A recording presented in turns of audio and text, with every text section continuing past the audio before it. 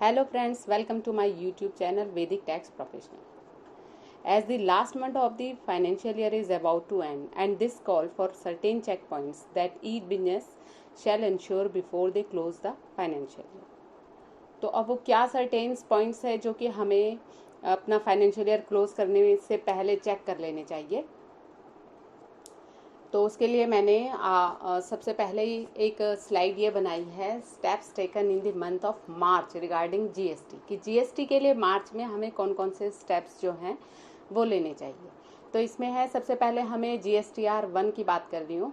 GSTR 1 जो है वो हमें reconciliation GSTR 1 with GSTR 3B reconciliation करना चाहिए। GSTR 1 with books, check the income where GST not paid और paid at lower rate shown properly in GSTR 1, कि अगर आपने GST किसी इनकम पर पे करने से रह गया है तो वो आप उस पर चार्ज कर दीजिए। और अगर कोई लोअर रेट पे, जैसे हम एक्सपोर्ट सेल है वो LUT के अगेंस्ट एग्जाम्प्ट है, उस पर कोई टैक्स नहीं एप्लीकेबल है, तो अगर वो छूट गई है तो उसको भी प्रॉपर हम अपने GSTR 1 में रिपोर्ट कर दें। तो अगर इस टाइप के कुछ डिफरेंसेस हैं या कुछ डिफरेंसेस है GSTR 1 और बुक में, तो हम उनको अपनी मार्च वाली मंथ की जो GSTR 1 है उसमें अमेंड कर सकते हैं। इसके बाद है GSTR 3B। GSTR 3B भी हमें अपनी बुक से रिकनसाइल करनी चाहिए और अपना जो 2A 2B से है उससे अपना GSTR 3B रिकनसाइल करना चाहिए। कि अगर कोई परचेज है जो हमारे 2A 2B में आ रही है और हमने बुक्स में उसको रिकॉर्ड एंटर नहीं किया हुआ है, तो हम उस पार्टी से प्रॉपर वो बिल लें और उसकी प्रॉपर एंट्री करके उसका ITC अपना क्रेडिट इनपुट क्लेम कर सकें। चेक करना है हमारे को reverse charge expenses where GST paid and input credit taken properly, enter in GSTR 3B and books. If there is any differences in GSTR 3B with GSTR 1 and books, then amend it March month GSTR 3B. फिर इसके बाद GSTR 2 की बात करते हैं। Reconciliation है GSTR 2A 2B with GSTR 3B के साथ हमको रिकनसाइल करना है और अपनी बुक के साथ हमें GSTR 2A 2B को रिकनसाइल करना है। Make sure all GST inputs recorded in the books are appearing in GSTR 2A 2B। अगर मान लो कि कोई बिल हमारा 2A 2B में रिफ्लेक्ट नहीं हो रहा है तो हमें उस पार्टी को इन्फॉर्म करना है और उसको हमें इंश्योर कराना है कि आप जो है अपनी मार्च मंथ की रिटर्न में हमारे सारे बिल एंटर करेंगे, जिसका हमारे को हमारे 2A 2B में रिफ्लेक्ट हो जाना चाहिए। तो ये तो बात करी हमने GST की। अब हम देखते हैं कि ऐसे कौन से स्टेप्स हैं जो हमें मार्च में TDS TCS PF ESI के अगेंस्ट रिगार्डिंग हमें जो चेक करने हैं। तो उसमें सबसे पहले हम बात करते हैं TDS की। हमें TDS के लिए हमें प्रूफ लेना है एम्प्लॉयज़ से against their investment mention in their declaration and deducted balance TDS। वैसे तो ये हमें स्टार्टिंग में ही ले लेना होता है, फिर भी कई एम्प्लॉयज़ जो होते हैं वो नहीं देते हैं और हम उनकी पूरी पेमेंट पे TDS काट देते हैं। फिर भी यह हमारा फ़र्ज़ बनता है कि हम उनसे मार्च मंथ में दोबारा से इन्वेस्टमेंट की डिटेल लें और उसके अकॉर्डिंग उनका TDS सेट कर दें, फाइनल कर दें। फिर उसके बाद है check the expenses where TDS has not been deducted. अगर कोई ऐसे एक्सपेंस छूट गए हैं जिन पर TDS नहीं हमने डिडक्ट किया है तो उस पर प्रॉपर मार्च मंथ में हम TDS डिडक्ट कर दें। फिर उसके बाद है taking proofs from deductee his previous 2 year ITR। आपको पता होगा एक नया प्रोविज़न आया है जिसकी मैंने वीडियो बनाई भी हुई है कि अगर किसी का जो हम TDS डिडक्ट कर रहे हैं तो हमें उनसे प्रूफ लेना है कि उनके पिछले 2 साल की रिटर्न गई है या नहीं गई है। अगर नहीं गई है तो हम हायर रेट पे TDS काटेंगे और अगर गई भी है तो नॉर्मल रेट पे TDS कटेगा। फिर उसके बाद रिकन्सिलेशन करनी है हमें। TDS रिटर्न जो गई हैं वो हमारी बुक और TDS रिटर्न मैच होनी चाहिए। Deduct TDS on year and provision, जो ईयर एंड में प्रोविज़न करते हैं हम, जैसे कि ऑडिट फीस हो गया, अकाउंटिंग चार्जेस हो गए, और भी कई ऐसे खर्चे होते हैं जो ईयर एंड में होते हैं और जिन पे TDS एप्लीकेबल होता है, तो उस प्रोविज़न पे भी हमको TDS डिडक्ट करना है। इसके बाद TCS है। TCS में आपको अपनी सारी एंट्रीज जो परचेज़ की हैं और जिन पे TCS एप्लीकेबल है वो आपको चेक कर लेनी है कि वो प्रॉपरली उन पे हमने TCS कलेक्ट किया हुआ है। फिर उसके बाद taking proofs from buyer his previous, इस केस में भी वही है कि हमें बायर से जो है पिछले 2 साल की रिटर्न उनकी लेनी है। फिर उसके बाद हमें अपनी TCS की रिटर्न से अपनी बुक रिकन्सिलेशन करनी है।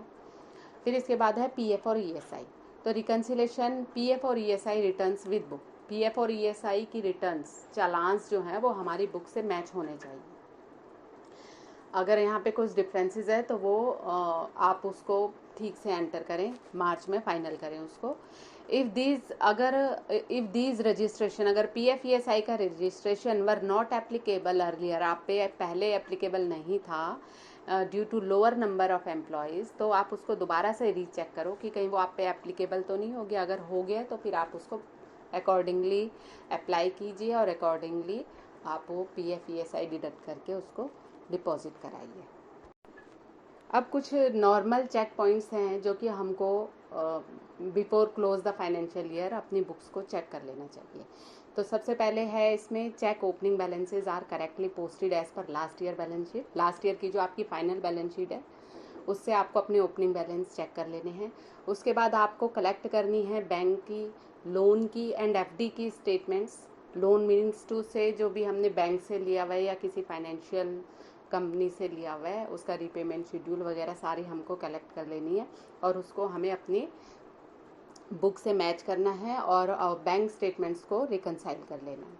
फिर उसके बाद थर्ड पॉइंट है reconcile the sale, purchase and reverse charge, output and input tax with GST returns.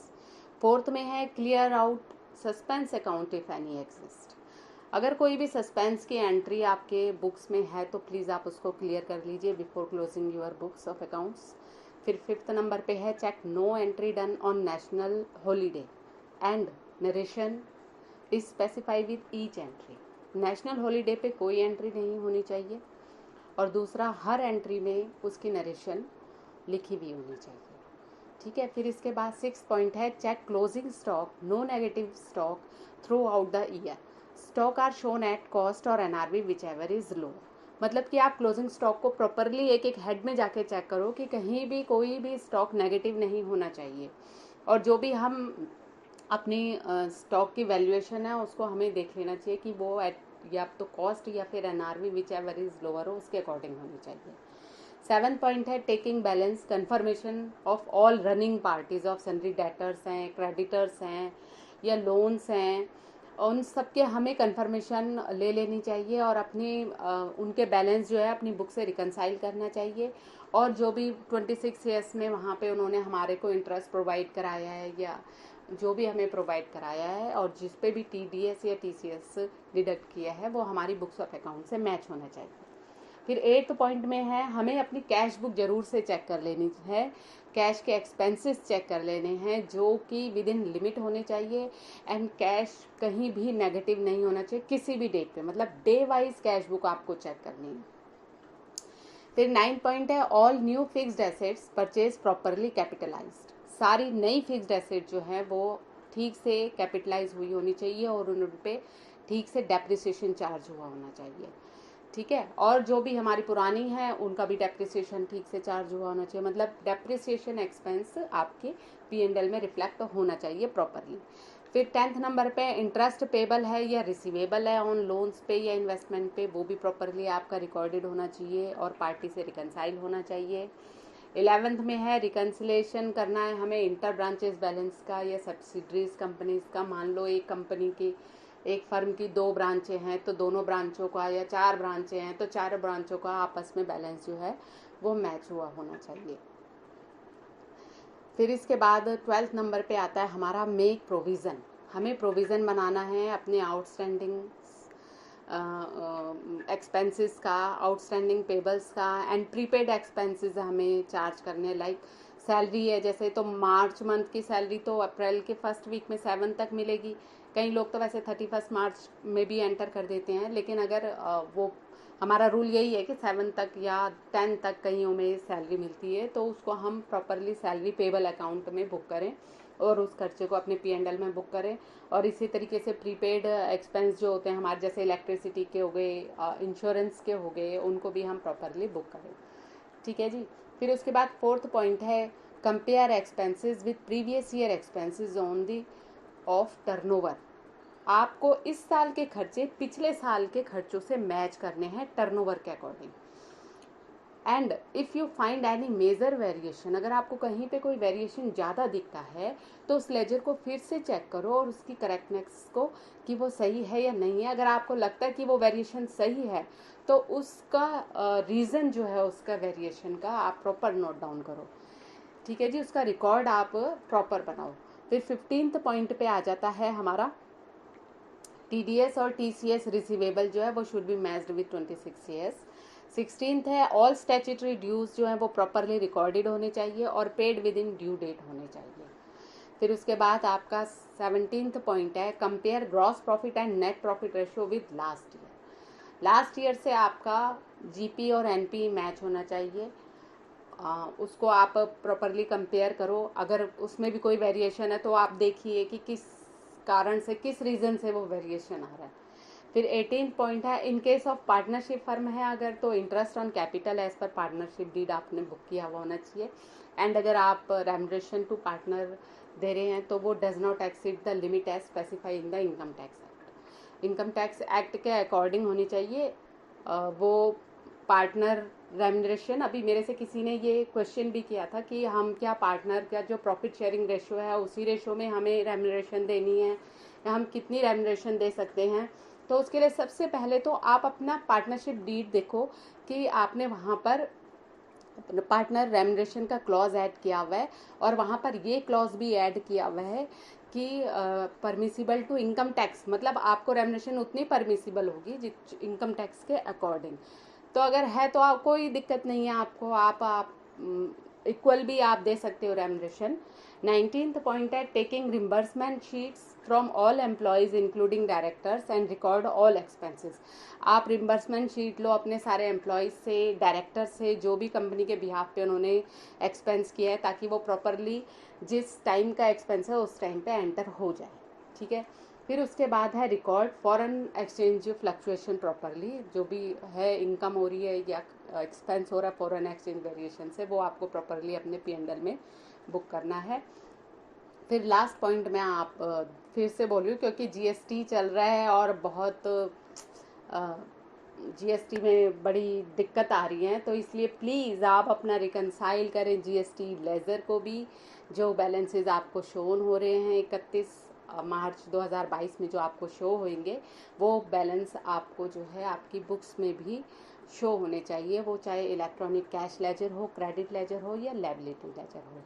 तो आई होप ये आपको वीडियो पसंद आई होगी। वैसे तो ये सब चीज़ें सबको पता होती है, फिर भी मैं एक बार आप लोगों को अवेयर कराने के लिए ये बना रही हूँ।